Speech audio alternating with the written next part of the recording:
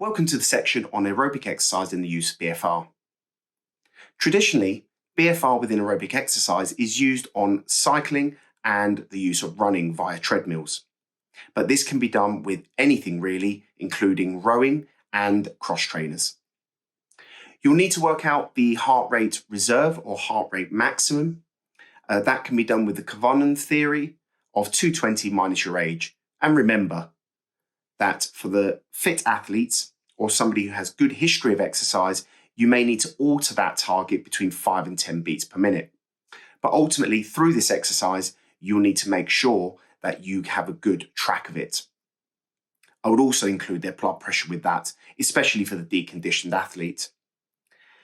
From that spectrum, from the deconditioned person all the way to the fittest, you can adapt the techniques and adapt the theory to suit that person. Through this section, we'll discuss the appropriate limb occlusion pressures, approximately 50% limb occlusion pressure for the lower body and 40% for the upper. Overall, the research isn't fantastically clear. So we would say we use our information as a guideline. If you need to adapt it to the person in front of you, that's what all good therapists do.